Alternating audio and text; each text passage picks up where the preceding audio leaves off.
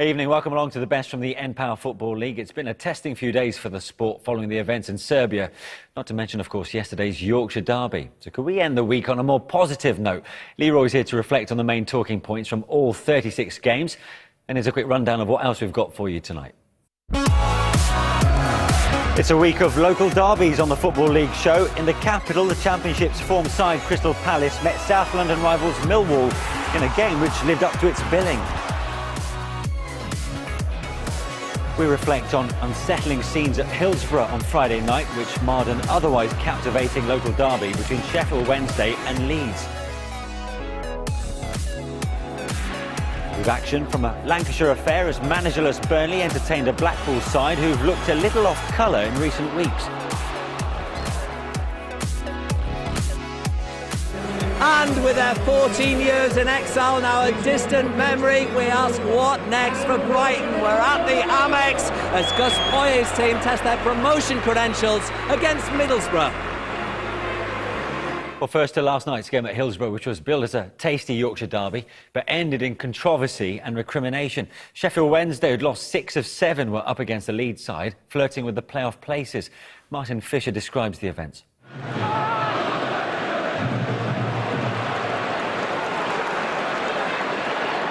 Leroy, ignoring the run to his right of Semedo, and has a crack himself! Well, Kenny mightily relieved. It went through his flimsy defences, up onto the bar and the right side of the goal line from his point of view. Tom would dearly love to score against Sheffield Wednesday, given his strong connections with the other team in the city. It's Michael Tong. Good save, Kirkland. It's a nice height for the goalkeeper, but Tong has certainly put some leather in that. Well, Leroy has already scored twice this season. He's in the box. Gardner still looking for his first goal. Is there as well, and Gardner almost got there. Appeals for handball. And it looks as though Becchio's got away with that. Well, it was strange the way he went for this. I'm pretty sure that he handled this. Clearly handled it. Goes Bothroyd, and Sheffield Wednesday take the lead. Jay Bothroyd with his first goal in the blue and white of Sheffield Wednesday. A long throw from Antonio. Bothroyd got up well and squeezed it in beyond Kenny. Juff.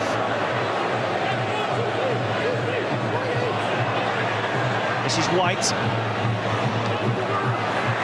Tong to strike. Beautiful goal, Michael Tong. The former Sheffield United player scores at Sheffield Wednesday, and Leeds are level. Well, Tong has been the most likely scorer for Leeds all night, and this is an absolute perler. White put in the hard shift prior to that, set up Tong, who'd found space, and found an absolute cracker. Hit it with pace, but significantly hit it with swerve. Well, what's happened here? Has he been struck by something thrown from the crowd? Or even worse, goodness gracious! That is outrageous! That's assault. I'm almost speechless as to what I've just seen. That is outrageous. And hopefully the police, and there are many here, have got hold of him. Antonio's throw. It's a good one too, and it might be just dropping in, and Kenny needs to help it over. It was dropping, and Kenny scampers across to finger it over. I should be talking about a football match, a good football match. Two sides having a go at each other, and we're talking about idiots that are going to ruin the game. And I'm serious, they should be banned from now for every away game. And whether it be 1 or 100 or 1,000, I'm unlucky, because that's not right. Have your fans brought shame on your club tonight? Well, I think one of them has. I think the fans in general were magnificent. I just talked to the police officers outside. The noise and everything, it was, great. And then all of a sudden you get a moron like that coming on it, and there's no place for it in football. The club has made a statement, and we all agree with it. Yeah, shocking scenes at Hillsborough last night. Well, police have identified the man and hopefully they'll deal with him accordingly, Leroy. What did you make of what happened? Absolute disgrace. And to see a fan come on the pitch is one, they're absolutely out of order. To see a fan hit a player was just unbelievable, because that fan could have had something in his hand.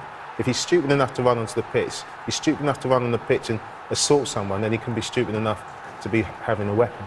And that was a really dangerous thing to see, you know, live on our television screens last night. Goalkeepers are vulnerable. I suppose all footballers are vulnerable when you can't really steward every member of the crowd.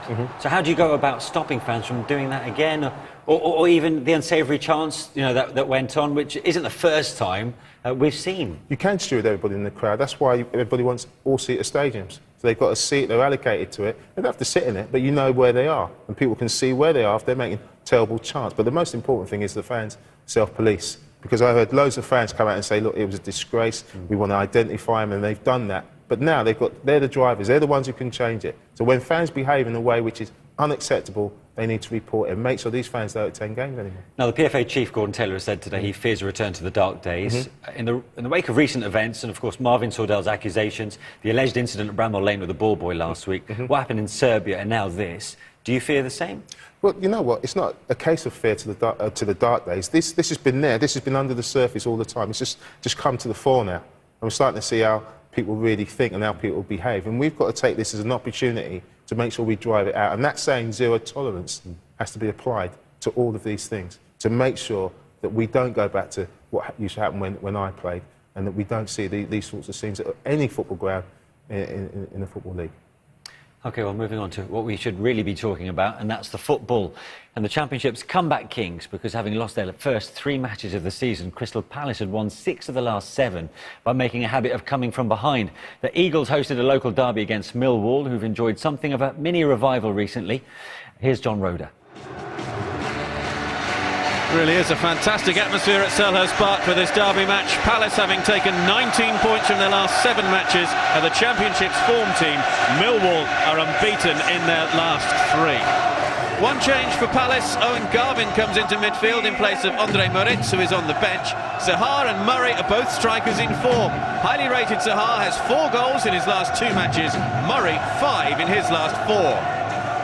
One change also for Millwall. It's again in midfield. Chris Taylor makes his first league start of the season with James Henry out. Chris Wood, on loan from West Bromwich Albion, starts alongside Darius Henderson up front. Henderson, another striker among the goals of late, 4 in his last 3 matches. Well, there's been plenty of reports linking Wilfred Zaha with a move to the Premier League over the last few weeks. Wilfred Zaha, who helped England's under-21 side qualify for next year's under-21 European Championships. Zaha. Lovely run from Wilfred Zaha. Murray. Here's Moxie. Zaha. Trying to thread his way through. Murray. First chance of the match. Zaha able to get there. Murray with the overhead kick that was always going over.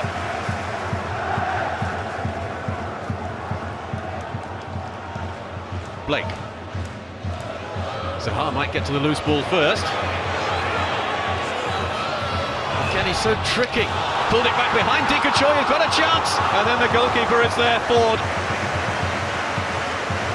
But again, it was the trickery of Wilfred Zaha that led to the opportunity for Crystal Palace. Dikachoy unable to get too much power on it, though.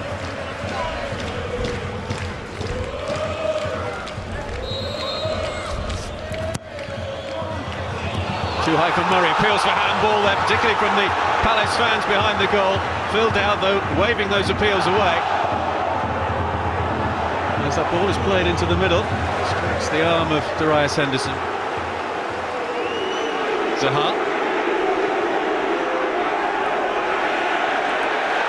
Oh, fantastic from Wilfred Zaha.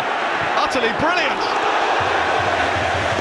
My goodness me, that would have been quite a goal from Wilfred Zaha. Look how many Millwall players he beats here. Just leaves them trailing.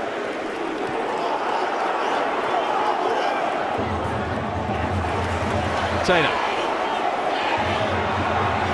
Again trying to go past Moxey. And again he's done it. Taylor with the chip. Henderson!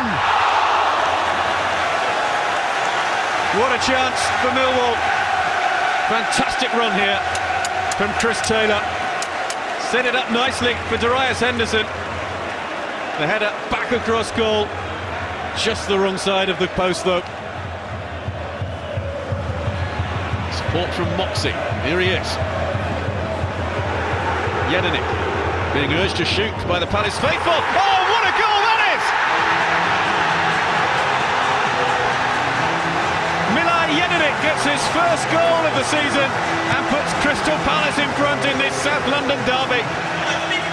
Moxey sets him up. Look how far out he is from goal. That ball moved quite a bit in the air. Murray trying to get away from Beavers, who hauled him down unceremoniously there. Oh, it's a yellow card. I think that's for Danny Shitu for his constant complaining.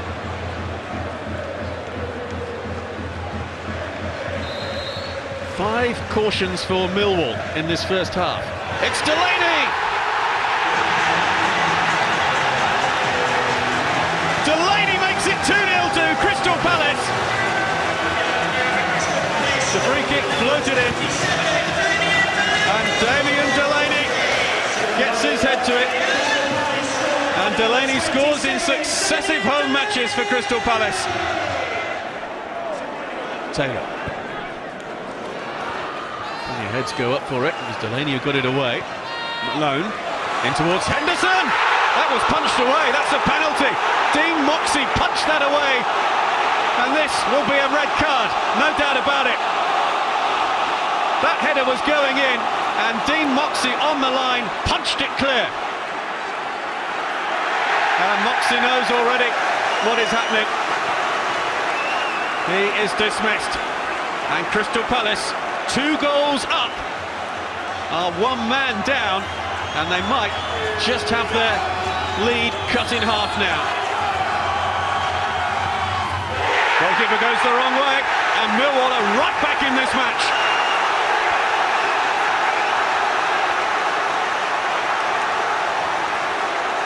Cool penalty from Liam Trotter.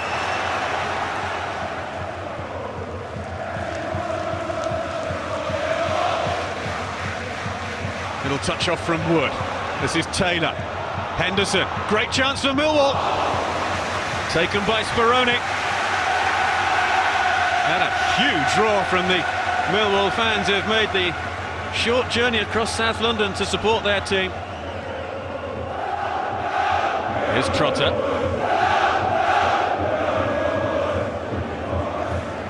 A minimum of 4 additional minutes to be played at the end of this first half. Trotter in towards Chris Taylor against the bar and behind for a corner kick. Tidied up by Ramage. He beat Speroni, but it was just a fraction too high.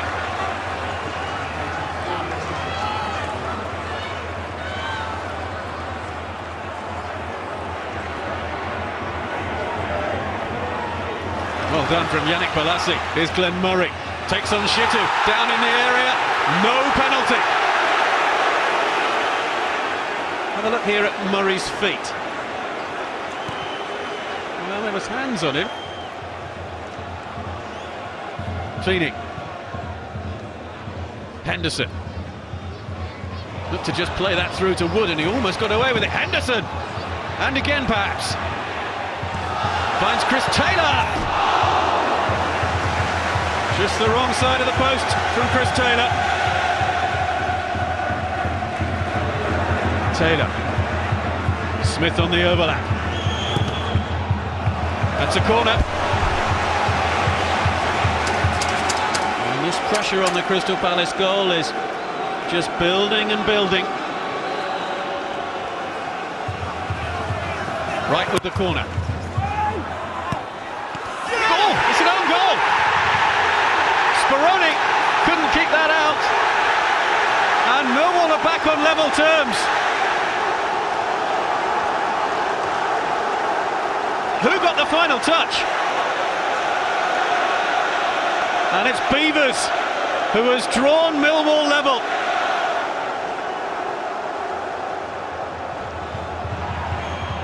Sean Batt looks for support, finds it from Jack Smith. Feeney, faced by Parr, gets the cross and it's towards Henderson. Henderson just missed, and in the end, Speroni drops on it. Anxious moments here.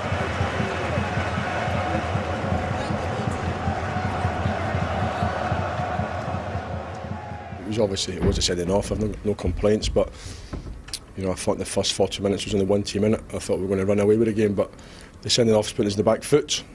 I felt we showed our defensive qualities. We got a good point out of it.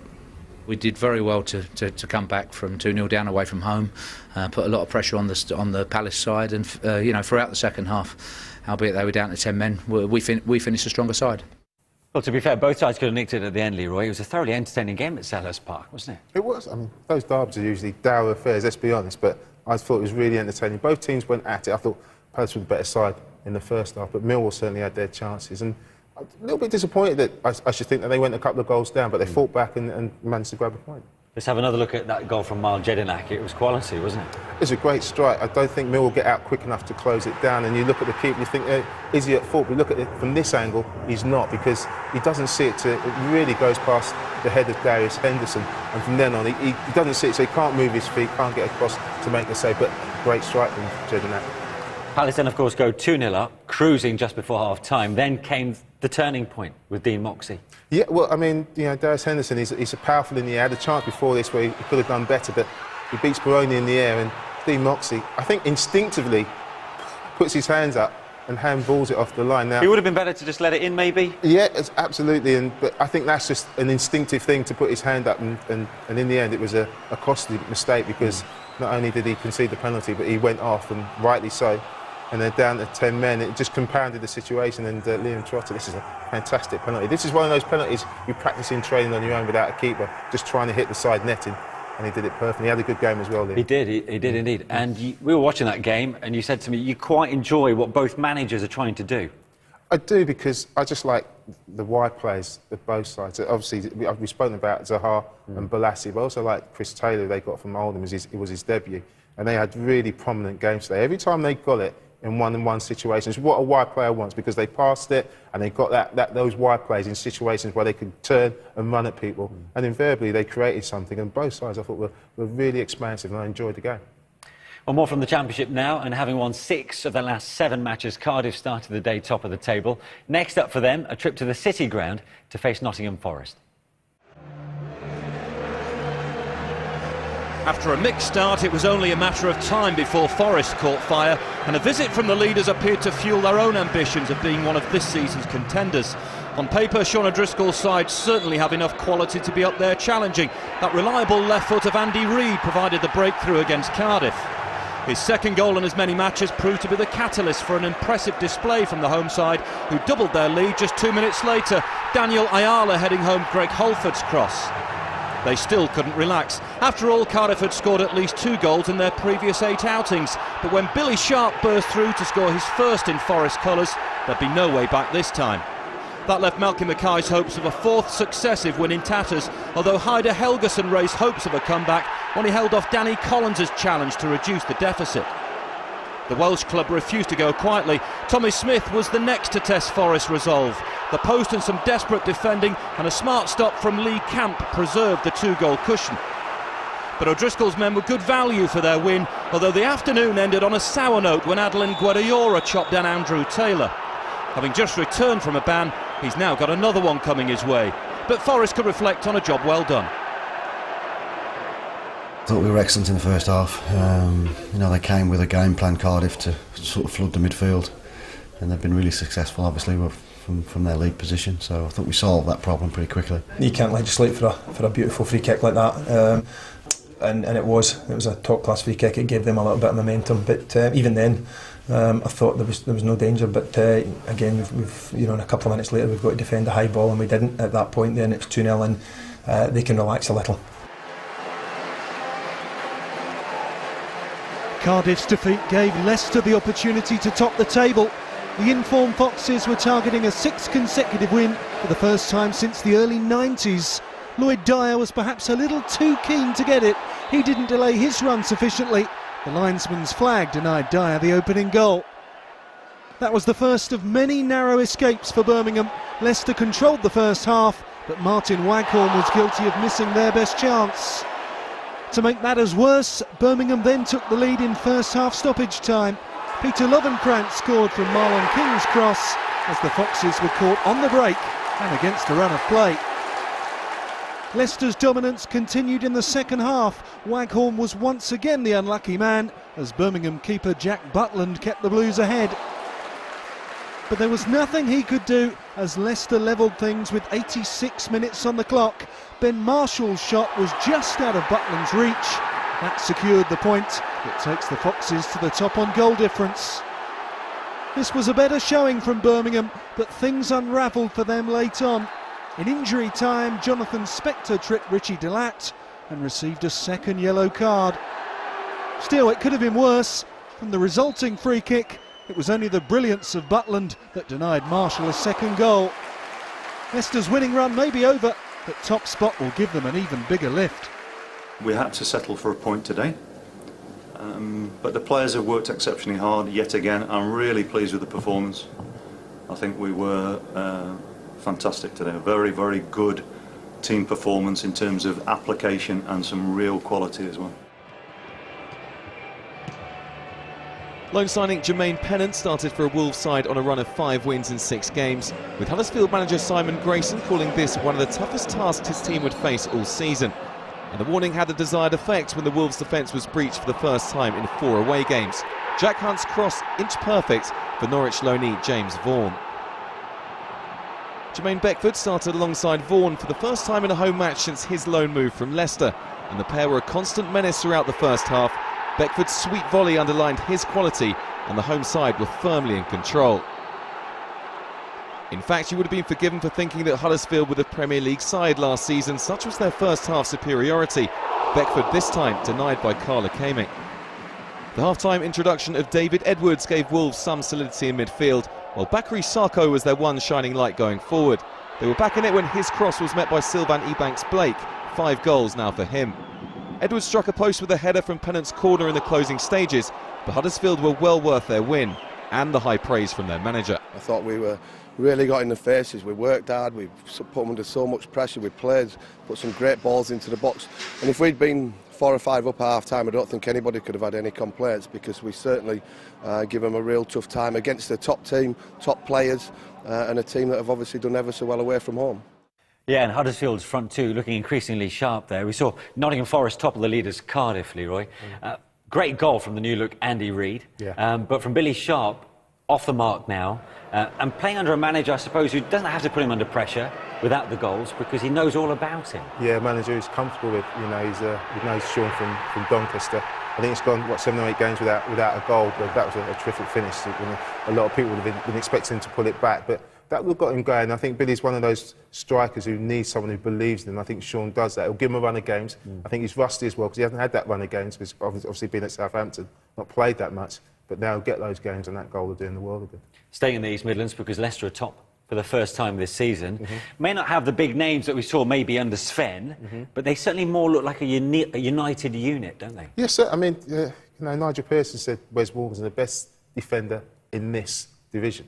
And that's key. In this division, he knows this division. Wes is looking very sharp, he's looking very slick and very fit. And then couple that with the signs of Vardy non-league, and you've got someone like David Nugent, who's an England international. There's a really nice blend. It just seems that the experienced players are helping the younger players, and there's players there who know the league, and it's a package that just really seems to be well. Every time I've seen Leicester play, they've played well, win, lose or draw, and that consistency we'll see them well in this division. Yeah, so far so good for them.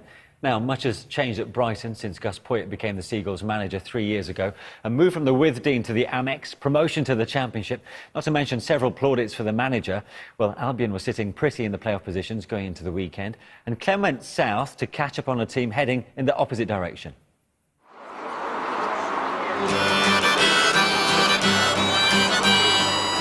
Brighton's 14 years without a place to call home shaped a generation of supporters who were as familiar with land wrangles as football formations. Now they're making up for lost time. They went into the weekend boasting the Football League's biggest average crowds. Oh, the times they are a-changing. 25,500 luxuriating in a stadium that has pushed the boundaries in every respect. Their next challenge to rewrite the history books on the field. Since their formation in 1901, Brighton have been in the top flight for only 4 seasons. It's amazing, isn't it? Do you know something? First things first, we stood on this spot 2 years ago. Oh. I mean, this is another world, isn't it? Completely. We go here. Last year it was spectacular, great football days in here. And then I found out that we were putting an extra 5,000-6,000 seats. And I think more pressure for the manager. Do you feel the pressure to deliver the team that goes with this? I do, and I love it. That's me. Now, is there any danger that you start to try and run too quickly? So we're very realistic about where we are, where we've come from and where we want to get to. It's just a question now of actually working hard to make sure we keep moving in the right direction. I know that people would like to go to the Premier League tomorrow, but I'm realistic. It's too difficult. There is too many teams.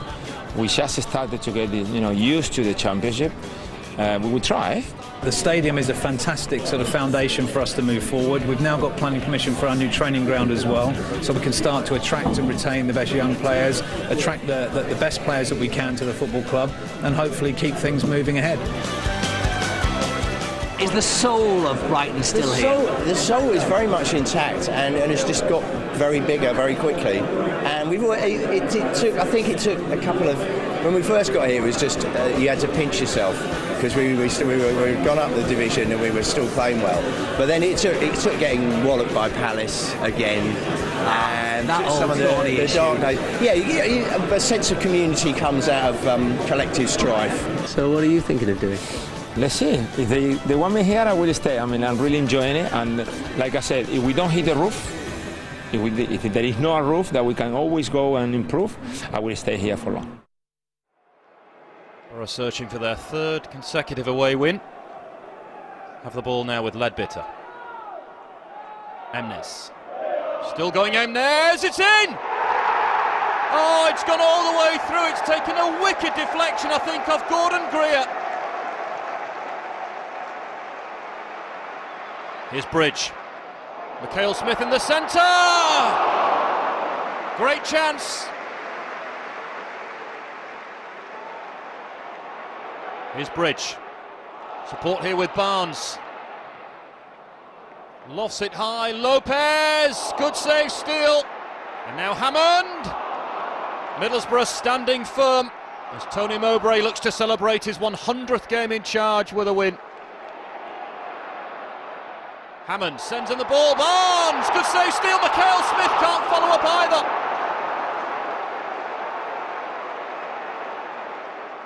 Hammond. Now Barnes might fancy his chances. Good save, Steele again. And now Buckley. Good block, Parnaby. Buckley again. Can't hit the target. Ledbetter. Kuszak with an important save. Got his fingertips to it.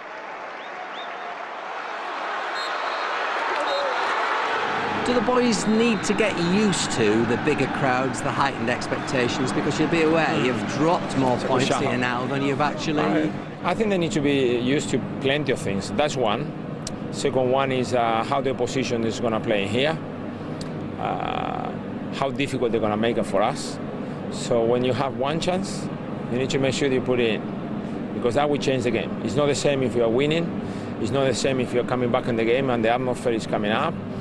And that is it's up to the players. And yeah, could be. I'm going to check a little bit more on that. Maybe a few players, they start feeling a little bit of pressure, and it would be really unfair on them, because I don't think they should feel like that. Gus Poyet learning there that his team are clearly being targeted after their recent success. Being shown the respect they deserve. I saw them, and in the season was very impressed. I'm not surprised teams are going there with most probably a back four, keeping them in place because they invariably play with the three, spread wide, Brighton, and I'm sure the fullbacks aren't coming out too often. So it's up to Brighton to break them down. And what's Gus saying there, they need to take that early chance to open up the game, and that's what they haven't been doing. As for Middlesbrough, it keeps them in the hunt, of course. I mean, we're early on in the season, they're just on the fringe of the playoffs.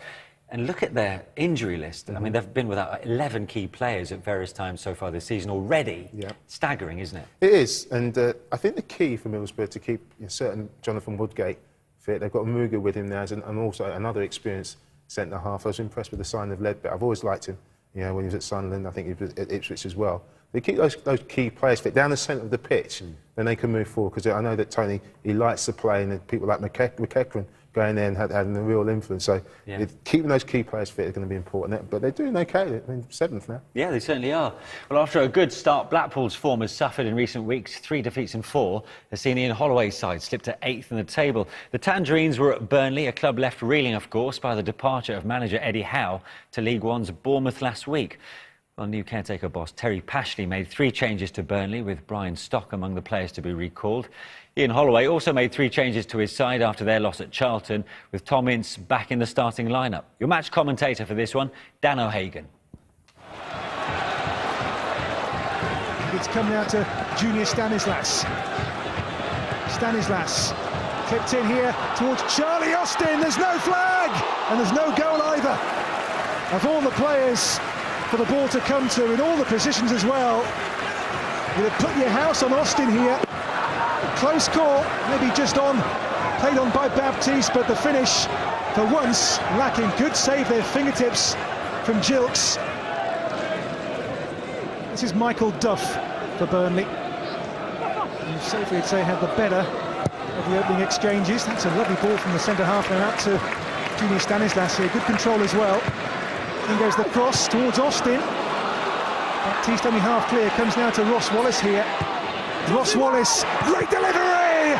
First goal! And who else? Charlie Austin. 13 league goals already. And the division's main man in this wonderful purple patch for the Clarets. In League and Cup now, 16 goals this season. The man no one can contain, Charlie Austin. Martinez has lost out to Marnie.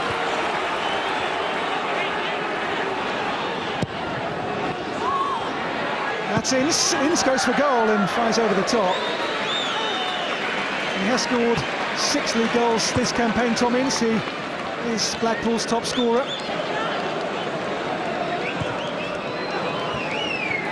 That's McCann.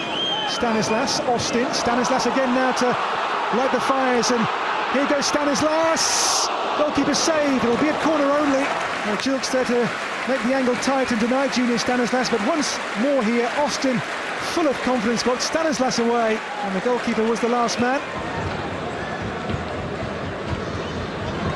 This might be the last attempt. It's going to be Ross Wallace. Side netting. Wallace scored 5 goals in the last campaign. 1 here against Blackpool as well, but none since November. Matt Phillips. In by Craney, away by Stock. Here's Osborne.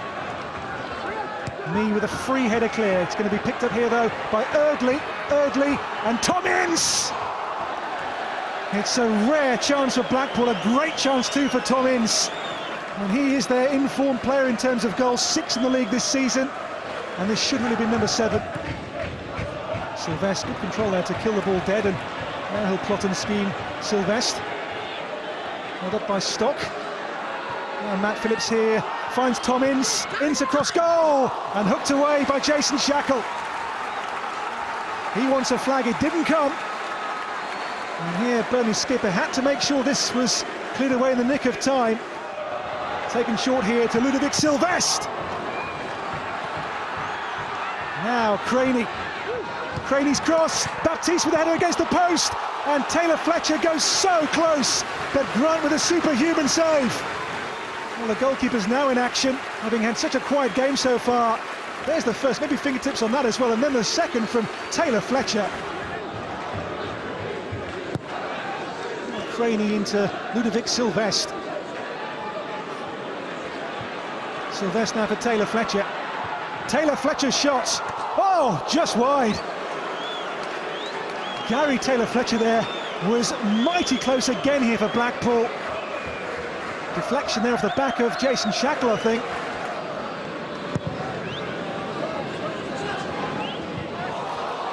Now here's Martin Patterson, angle tight! Too tight, side netting. No option here but to go alone and go for goal, Martin Patterson. Mistake by Evatt there as he misread the ball's flight, and this shot into the goalkeeper's side netting. Martinez down for Eardley. Eardley's ball swirled in towards Taylor Fletcher, met by Shackle, who's in the air, been unbeatable today so far. Oh, the ball breaks here for Vokes. Sam Vokes away. Still Sam Vokes! And the goalkeeper's fingertips see the ball squirt away for a corner. As Vokes nearly breaks his Burnley duck here. We've had to weather a hell of a storm against a good team in the second half. They've had a lot of possession, they've put us under pressure. Lee Grant made a double save that was absolutely out of this world. I didn't think he had a great deal to do in the first half, but when called upon I thought it was fantastic. And to a man, I thought we were excellent. A game won by a striker in a red-hot seam of form. Yeah, certainly is. I had a feeling he won't be quite. He won't be bad. That's why we offered the money first, but he chose to come here. And unfortunately, today, after all that football, after all that 94, 95 minutes, he made the biggest impact on the game. Unfortunately, we didn't create enough and get past their goalie. So Ian Holloway reflecting on another defeat for Blackpool. New manager in charge at Burnley. Same goal scorer. I mean, this man, Charlie Austin, he's in the form of his life, isn't he? He's a natural goal scorer. He's been doing this all his life, in all honesty. Did it at Swindon, and that's a typical goal scorer's goal. He just concentrates on heading it down and getting a good contact, and invariably ends up in the back of the net and gives the keeper no chance. I mean, 13 goals now this season. I think he got 16 all last season. Yeah. He's certainly going to surpass that. But a great finish. I don't think the celebration quite went to plan at the end. No.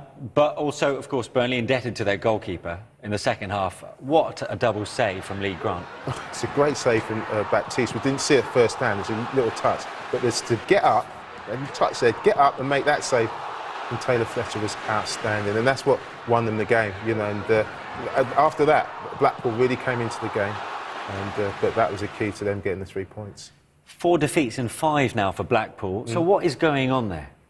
Well, I think there's a couple of things. The speculation with Ian Holloway and Blackburn certainly isn't helping, because I felt Blackpool were a little bit flat, and I never thought I'd say that about on the Ian Holloway side.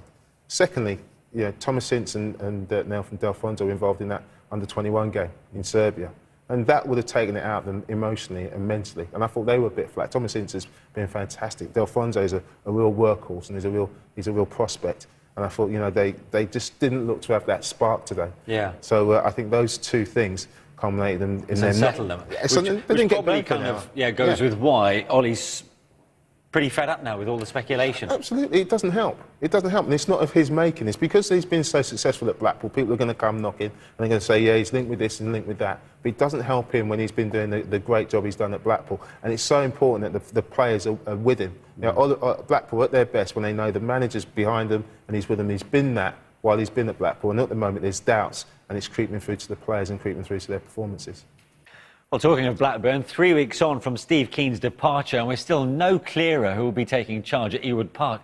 So that meant interim boss Eric Black was once again in the hot seat for the trip to Nigel Clough's derby. Fans of football cliches will be pleased to hear that this was the proverbial game of two halves. Derby did very little in the first 45 minutes. This was their best effort. From Connor Salmon's pass, Theo Robinson could only manage a limp finish. Derby's players have recently returned from a self-funded trip to Florida. Early on, you wondered if a few minds were still on the Sunshine State. Adam Legstins was more alert than his defenders, and Scott Dan went close. The goalkeeper was in action again soon afterwards, doing even better from Morten Gamps Pedersen's free kick. Rovers' greater sharpness was in evidence as they claimed the opening goal. Some incisive approach play had Derby pulled out of position, before Jordan Rhodes plundered his 4th Blackburn goal. But Rovers were denied a first win under caretaker boss Eric Black.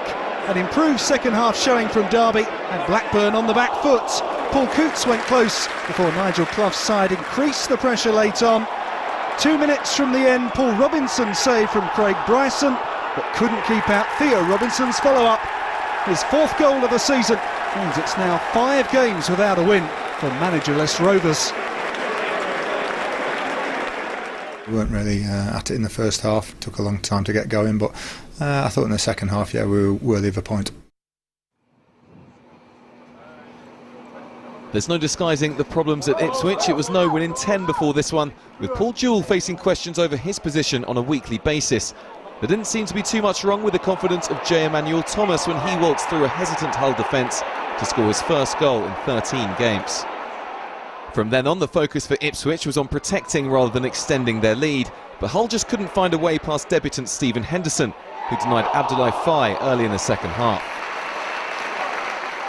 Ahmed El Mohammadi has been a revelation for Hull since his loan move from Sunderland, and just as Ipswich were in sight of an unlikely win, the Egyptian winger teed up Nick Proschwitz for his first goal in English football 3 minutes after coming on. Stephen Quinn then struck a post with a sweet drive 2 minutes from time, and Ipswich looked to have scraped the draw. Step forward Proschwitz to steal the points in stoppage time. It was a good day for Steve Bruce, having paid over £2.5 million for the striker in the summer.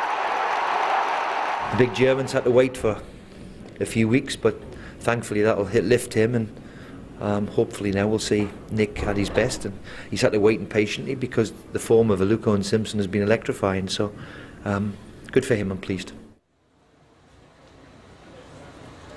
Despite a woeful start to the campaign, Peterborough had cause for optimism for the trip to Vicarage Road. Chasing a 3rd successive away win, they made a confident start, limiting the home side's chances. Daniel Padil's effort the best that Watford could offer. But Gianfranco Zola's men were a much different proposition in the second half as they went in search of a 3rd win in 4 games. Fernando Forestieri was denied before Nathaniel Chalabar had Bobby Olejnik at full stretch. The bombardment continued, and when Chalabar did have the posh keeper beaten, the woodwork denied him a first ever goal in English football. By now, the visitors were being overrun. The Italian Forestieri a constant threat. Sean Brisley was in just the right place to keep him off the score sheet. That prompted Darren Ferguson to make a tactical switch in an attempt to regain some control, and when George Boyd found a hole in the Watford back line, Manuel Almunia got in his way. The game seemed destined to finish goalless, but on the stroke of full-time, Kane Ferdinand sent Padil tumbling, and the Championship's bottom club were heading for another defeat. Substitute Matesh Vidra piled on the misery from the spot to leave Peterborough 5 points adrift at the bottom.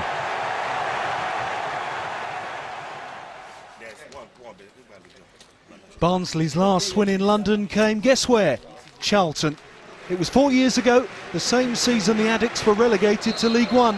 Well, hope that isn't an omen, because this was another bad day for the home side. Abdul Razak was denied by Benanik, and the Addicts threatened only from set pieces. Dale Stevens' free kick also required an intervention from the Barnsley keeper. This game was won just after the hour mark. Danny Green slipped letting Thomas Sivka, whose goal was Barnsley's first in 3 matches. That was enough for the Tykes to record a 2nd win in 7, but they certainly rode their luck in this one. Anik dropped Laurie Wilson's cross under pressure, but the 6 Barnsley players in and around the goal line said everything about the Tykes' determination to come away from the Valley with all 3 points. We nullified really the opposition of, an excellent side in their own right. So really pleased to have finished the game off, because we've been guilty, I suppose, in the past of not finishing sides off when we've played equally as well. After the great win we had on the road, I was looking for the team to respond and get back-to-back wins, but it hasn't happened. But as it always is in the Championship, there's another game coming thick and fast, and I'll be looking for a response again from the players.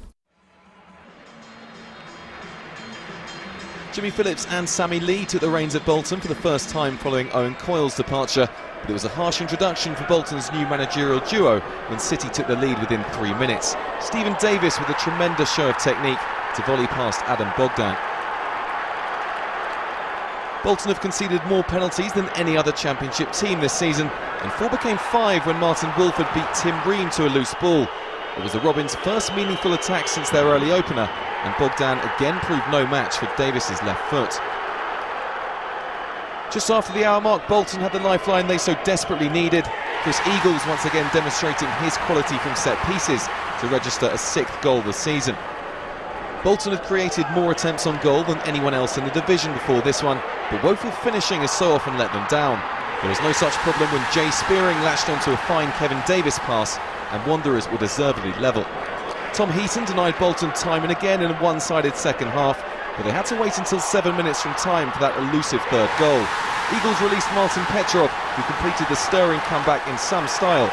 Bolton have said they won't be rushed into appointing a new manager, and it was a fine first audition for their caretaker. We've all got the club's best interests at heart. We've all played for the club in the past. Myself and Sammy have been at the first team level when the club was in the UEFA Cup, so it's something we accepted gladly, we wanted to do, simply because we want the club to achieve success this season. Bolton with arguably comeback of the day on Saturday. So much credit has got to go to the players, really. 2-0 down, club that's on its knees, and at that point you kind of feared the worst for them, didn't you? Yeah, certainly. Yeah, after 20 odd minutes they're 2-0 down, and they've got new people, the caretaker managers in charge. You felt that they're going to have a difficult afternoon, but they showed some real spirit and managed to grab the 3 points. The season appears to be going from bad to worse for Paul Jewell at Ipswich, a late comeback win by Hull. Paul says he's considering his future this weekend. What do you think he'll do? Look, for me, there's a look of resignation about Paul at the moment. He's, when a manager says that he keeps repeating himself and they're not listening, and look at this second goal, and Al-Amadi just takes it from the goalkeeper, goes forward and crosses it, and they have a chance. It's not right, and obviously he doesn't feel that they're responding to what he's doing and what he's saying, and as a manager, when you get to that point, it becomes very, very difficult. Nick Proshwitz scores a couple for Hull. It's taken him a little while to get going, hasn't it? Yeah, a big money signing, over 2 million, 2.5 million from a German second division club. It was always going to take him time to settle, and but the pressure came with the fee, from Hull. They haven't scored goals. Steve Bruce has gone there, brought him in.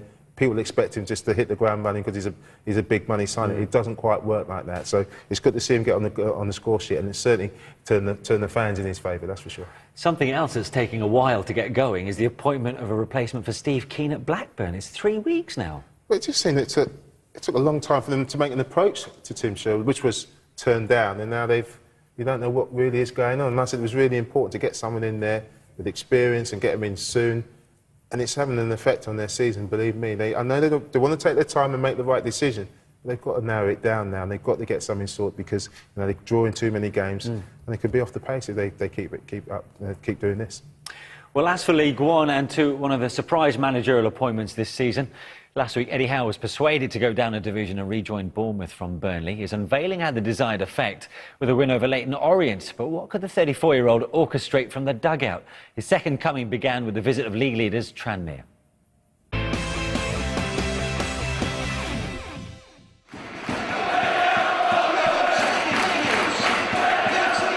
Eddie Howe's first ever home game as Bournemouth boss came against the team topping the table at the time, and the opening task of his second spell in charge of the Cherries presented just the same challenge. It was all going according to form when Jake Jervis put the League One leaders ahead just before the break, and with Tranmere keeping clean sheets in half of their previous games this season, the home fans may have been fearing the worst. But Howe's half-time team talk did the trick. They were given a helping hand by Ben Gibson's own goal to get the turnaround going. But there was nothing fortunate about Harry Arter's effort just 5 minutes later, as he marked his comeback from a month out through injury in style during a performance that had his manager purring with approval afterwards. And Howe must have known it was going to be his day when Simon Francis drilled in his first goal in 3 years to secure back-to-back league wins for the first time since January and lift the Cherries out of the drop zone to cue a return of the Gaffers' post-match tradition. First half we tried to play, they sat in, made it difficult, we didn't create a lot. Second half I thought we really got going, as did the crowd, and yeah, it was a really good half in the end. I can't knock our boys, they've been fantastic. We're top of the league, 13 games in. We've got to start again. We've got got 2 home games to come now, and performance like we were in the first half, then we kick on. Tranmere's slip gave Stevenage the chance to close the gap. Standing in their way was a Don side yet to lose on their own patch, but out to impress after being held in their 3 previous matches. A beauty from Lucas Akins raised Borough's spirits after losing their unbeaten record in their last outing. Some have accused the Dons of flagging in recent weeks, but they responded positively in their quest for an equaliser. Luke Chadwick eventually making a beeline for the box before bringing out the best in Steve Arnold. But like their keeper, Gary Smith's team clung on to reduce Tranmere's lead at the top to 4 points. The pleasing factor for us is that after a tough week last week, in some difficult circumstances, we lost our unbeaten run, and I think there were a few people looking to see whether or not we could bounce back, and we've been able to do that. It took just 15 minutes for Crawley to make sure of a 4th win in 5 in the league. Hartlepool survived 1 failure to clear from a corner. Hope Akpan made sure they weren't let off the hook a second time around. For the visitors, that early lead became first-half dominance. Mike Jones's industry creating, but squandering their best chance for 2-0. The theme continued after the break. Hartlepool manager Neil Cooper will be feeling the heat with his side now winless in 11. They were fortunate Gary Alexander couldn't quite make their afternoon more dismal.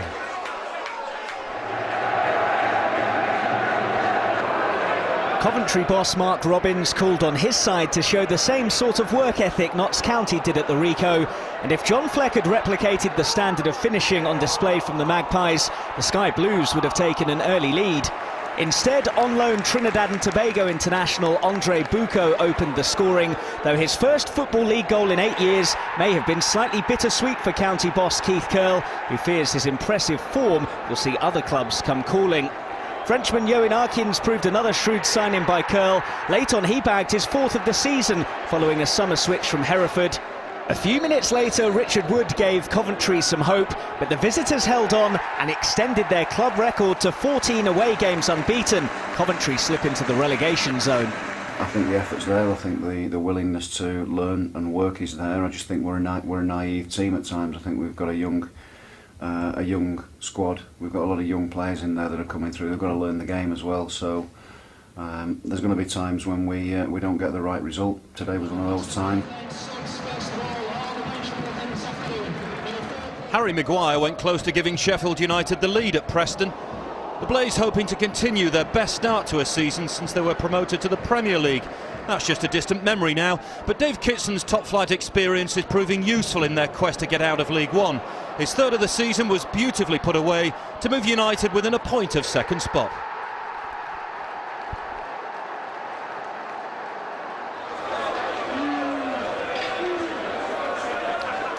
A new chairman at Swindon this week, Sir William Patey, a former British ambassador to Afghanistan.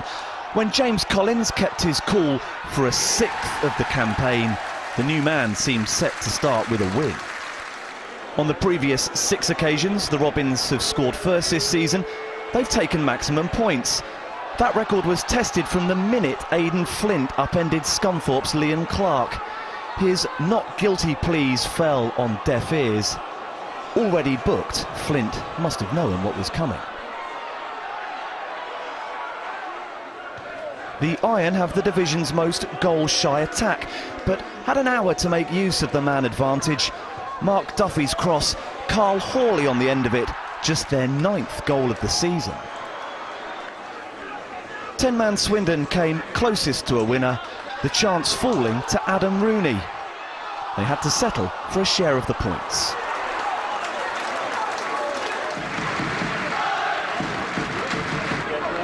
Walsall boss Dean Smith visited a workshop in the week aimed at helping managers deal with the stresses of the job. And given that the Saddlers had lost their last 3, he was probably in need of a pick-me-up. Jamie Patterson scoring for the 2nd home league game running certainly lifted the boss's mood. Smith picked Florent Cavelier up from the airport after his Belgian under-21 commitments last week, and he had Walsall flying with 26 minutes gone. Having failed to score in 5 of their last 8 league games, the travelling fans might have been fearing the worst at this stage. But after Mark Ellis touched in Luke Murphy's free kick just before the break, the Railwaymen snatched a point in stoppage time as Chuks and Ike showed why manager Steve Davis wants to keep his loan from Arsenal going as long as possible. Brentford hadn't scored against Doncaster for 7 years, so when Shelton Martis made a complete mess of his back pass, Clayton Donaldson couldn't believe his luck. That miss threatened to prolong the agony. Thankfully, Jonathan Douglas wasn't quite so wasteful. The former Leeds man on the end of Adam Forshaw's perfectly weighted through ball to send Brentford to the break on top. That 5 finish put the Bees on course for their first away win of the season, but a peach of a goal from David Cottrell had Rovers back on terms with 16 minutes to play. That's 5 goals now for the winger, which is good news for Dean Saunders, who wants his strikers to start following suit. The Rovers boss issued his frontmen with an ultimatum this week: start scoring or you're dropped. It seems Billy Painter's got the message.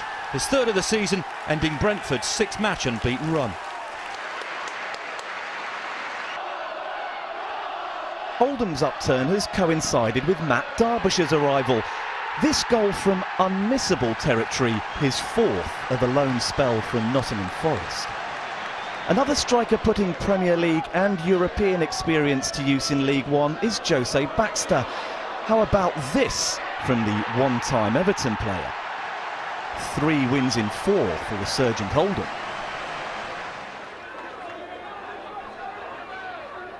Colchester had made a habit of falling behind this season, but were close to taking an early lead against Carlisle through Anthony Wordsworth. There'd been a punch-up between managers Joe Dunn and Greg Abbott when the teams met in 2010, and the first-half blows struck by the U's would have especially hurt the Carlisle boss. Sanchez Watt almost joined Abbott at Brunton Park in the summer, and after teeing up fellow Arsenal loanee Craig Eastmond, the winger then provided a second assist in the space of just 6 minutes. Again, it was another loan signing on target as Jabu Abire bagged his 4th goal since joining from MK Dons.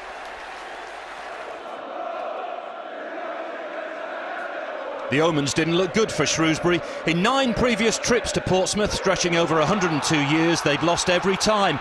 And when Wes Thomas raced clear, that trend looked set to continue. The on-loan striker on target for a 3rd successive home match after moving along the coast from Bournemouth. Soon after, Pompey stretched the lead, Brian Howard guiding the ball into Isel McLeod's path. The quality of the finish, an example of a player who's firmly in the groove after a patchy start to the campaign. And he'd soon get the chance to stretch his scoring streak even further, but not before the Shrews provided a spirited response. Luke Summerfield's shot was too hot to handle for Mikael Anderson, and Marvin Morgan was on hand to squeeze the Travellers back into contention. But that was the big man's final contribution. Straight from the kick-off, his mistimed tackle earned him a booking. Incensed by the decision, he then got another one for getting in the referee's face.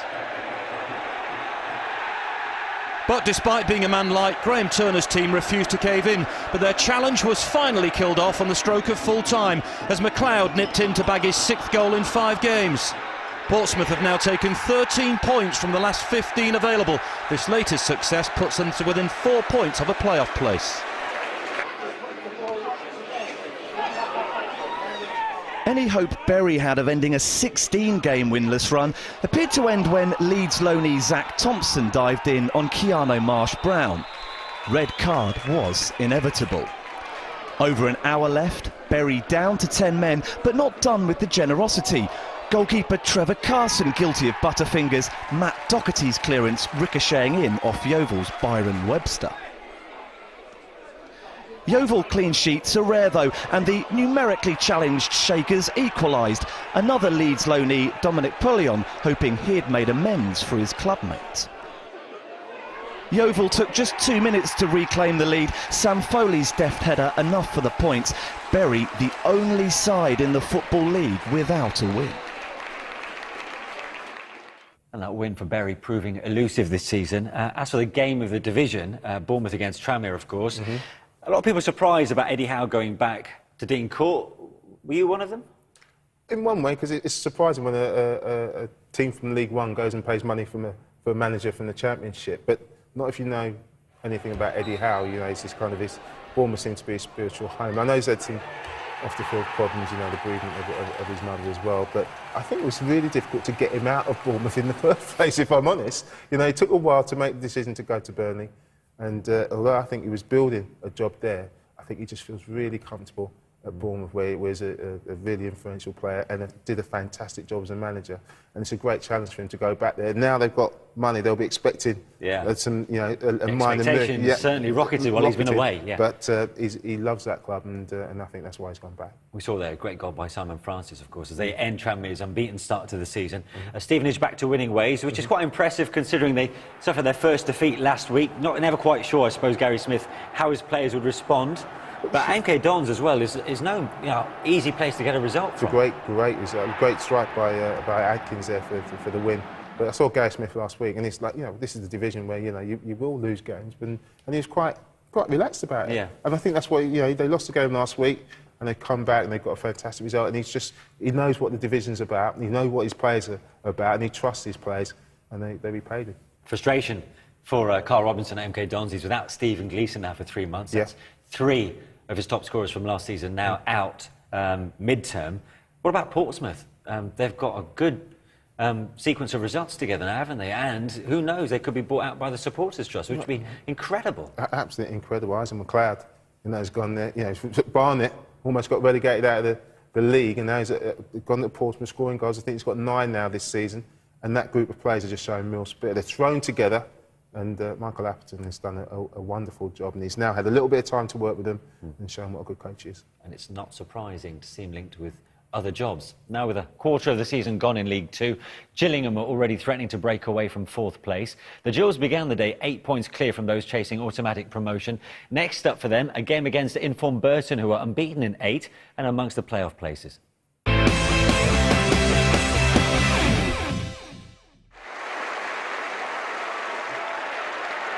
With Port Vale hot on their heels, the visit of Burton was billed as a big test for Gillingham. But once Tom Flanagan had the home side ahead, the Gills always held the whip hand. It was a day for goal-scoring defenders. 4 were on target at Priestfield. Things were going swimmingly for Matt Fish as he doubled the Gills' lead 5 minutes before the break. With Port Vale to play on Tuesday, Burton could have a big influence on the top of the table this week. But it was only briefly that the Brewers threatened to come back here. Xander Diamond pulled one back early in the second half. But the league leaders immediately reasserted their superiority. Rob Kiernan was left to regret the amount of space he gave Miles Weston, for whom the finish was mere child's play. Joe Martin wrapped up Gillingham's 7th win out of 9 4 minutes later. This strike made it 4 goals in successive games for the league leaders. Not that Martin Allen is counting. They are a really good team, and what was it, 4-1, wasn't it? 4, yeah. So, yeah, it was a good result, a good performance, and I don't know if it's the best of the season, but 3 points. Caretaker manager Gareth Ainsworth must be under serious consideration for the full-time role at Wycombe after steering them to 3 wins on the bounce in all competitions. And it all started so well at Vale Park when John McComb shoved Bruno Andrade in the area and Joel Grant found the bottom corner. The game's pivotal moment came in first half stoppage time. Joker 4 was shown a second yellow for a reckless challenge on Vale keeper Chris Neal, and Wycombe were down to 10. Mickey Adams' side have scored the most goals in the division this season, and it was always a mammoth task for Wycombe to keep them out. When Ben Williamson slotted home just before the hour mark, it was richly deserved. Tom Pope managed a modest 5 league goals from 41 games last season, but there's been no stopping him this campaign. The Football League's top marksman headed in his 13th to put Vale ahead, then made it 14 and counting with a wonderful header 3 minutes from time.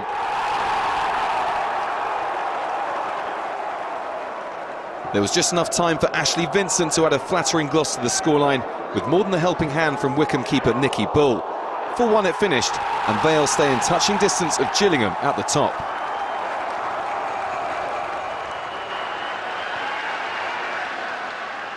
AFC Wimbledon had conceded 26 goals already going into their trip to Fleetwood, so it wasn't too much of a surprise when the Cod Army took the lead through Stephen Gillespie early on.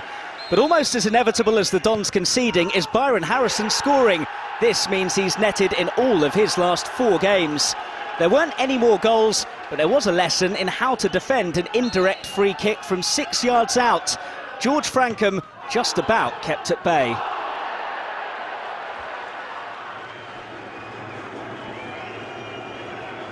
Exeter are free-falling faster than an Austrian skydiver. They suffered a 5th defeat out of 6 here. Chris Atkinson's goal was enough for Chesterfield to win a 5th game under caretaker manager Tommy Wright. Only Gwilym Bowser looked like denying the Spyrites the points. But despite this eye-catching effort, it was only keeper Richard O'Donnell that ended up in the back of the net.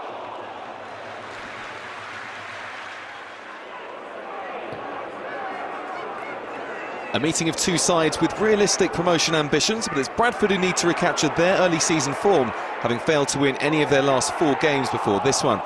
The considerable presence of James Hansen caused Cheltenham 1 or 2 problems early on here, but League Two's form side stood firm. Along with leaders Gillingham, Cheltenham could boast an unbeaten away record before this one, and things were going exactly according to plan when Andrew Davis fouled Jermaine McGlashan and skipper Marlon Pack took responsibility from the spot. A fraught finish to the first half that saw 3 bookings in time added on ended with Bradford awarded a penalty of their own after Sido Jombati stumbled, then handled. Lucky Wells stepped up and Bradford were level at the break. Wells is making a real name for himself this season, and it was the Bermudan who gave Bradford the lead midway through the second half. Zavon Hines teed him up for the simplest of finishes, his 7th goal in 7 games. And while Wells will rightly take the plaudits for a fine individual display, Bradford's 3rd goal was a terrific team effort. Galloping fullback James Meredith with a crashing drive to round off a fine move, and an excellent win for Bradford.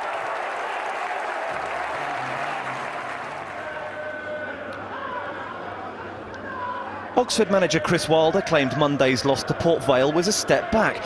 One man made sure they emphatically rediscovered a firm footing. Tom Craddock's shot, simply too hot for Stanley goalkeeper Ian Dunbavin. The striker dominated the contest, soon leading the charge in search of further spoils. Patience, and then power bought him a second. Craddock was again on cue to complete a hat-trick. He'd doubled his season's tally in a 24-minute spell of devastating finishing. Oxford had taken just 4 points from the previous 27 available, but they and Craddock weren't finished. James Constable did the legwork for his strike partner's 4th. John Durnin, 20 years ago, the last to achieve that feat for Oxford. Only a goal-line clearance prevented Craddock from going one better. Peter Levin teed up Alfie Potter to complete the scoring.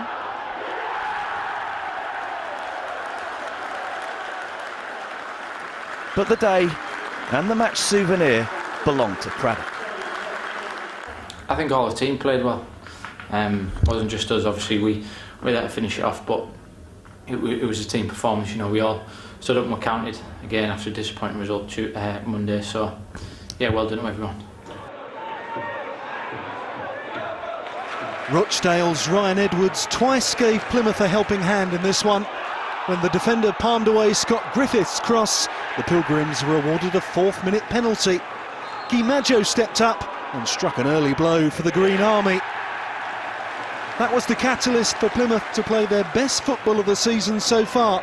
Andros Gurrieri's first league goal of the campaign came 3 minutes later and had the Pilgrims on the way to a much-needed 3 points.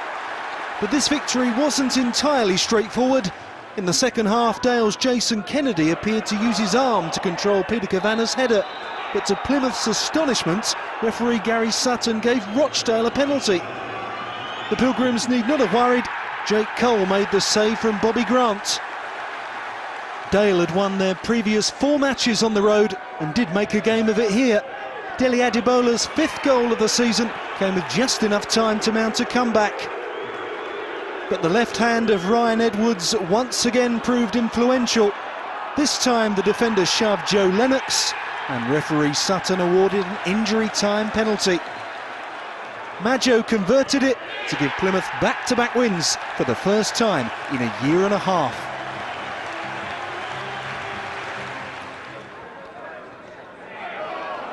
If they organised a mini version of League Two in the southwest, Mark McGee's Rovers would be doing quite nicely.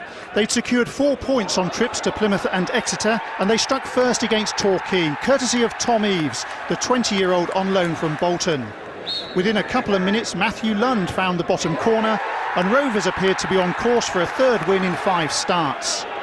The visitors' prospects didn't look any brighter when Joe Osler barged into Lee Brown, earning the goals defender his 2nd yellow in the opening half an hour. The Devon club had suffered a penalty shootout defeat in the Johnston's Paint Trophy in midweek, but the 10 men showed plenty of resilience and they cut the deficit on 53 minutes. Rene Howe hit the mark for a 7th successive match, equalling a club record first set more than half a century ago. And with more than half an hour to play, it was all square, as Australian defender Aaron Downs nipped in to tie the scores at 2 apiece. Rovers, though, delivered the decisive blow. Goalskeeper Michael Pope couldn't hold Elliot Richards' effort, and Wayne Brown turned the ball back to leave Eaves a simple task: to keep McGee's team moving in the right direction. Another disappointing day in the dugout for Dean Holdsworth as Rotherham boss Steve Evans enjoyed his return from a touchline ban. The Millers earning their first away league win of the season in style. Lee Frecklington showing why Evans had brought him in on loan from Peterborough.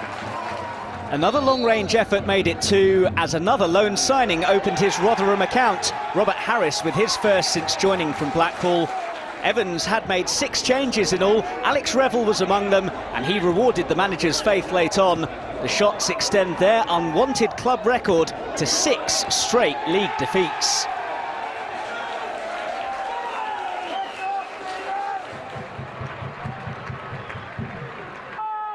A forgettable game at the Globe Arena saw very little in the way of clear-cut chances for either side, until Morecambe stole the winner 2 minutes from time. It's been quite a week for Jack Redshaw. This was his 3rd goal after a brace in the win at Rochdale. There was just enough time for Richard Brodie to add to his growing catalogue of unsavoury incidents when he was sent off after clashing with Sean Cloessy, but it didn't prevent Jim Bentley's men from recording their 3rd win in 4 games.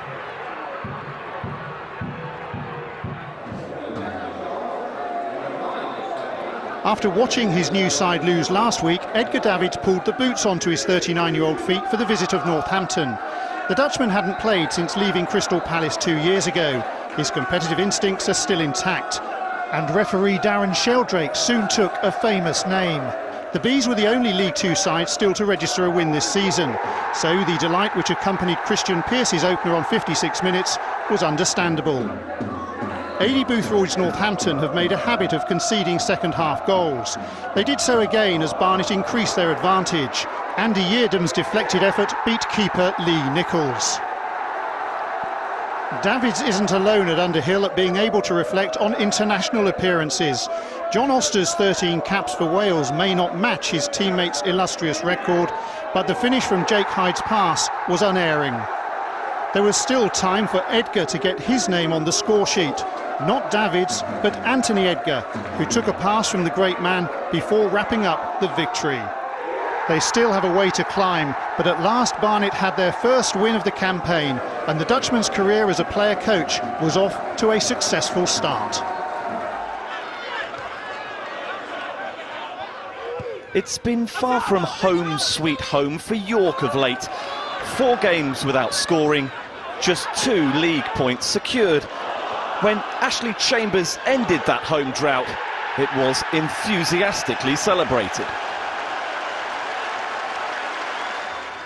The Dagenham and Redbridge response was swift, Luke Wilkinson gratefully accepting the free header. The hosts were back ahead before the break. Jamal Fifield's cross inviting.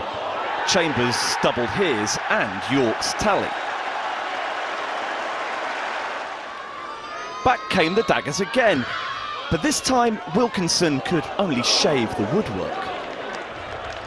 Some old-fashioned direct wing play from Danny Cairns helped York further ahead.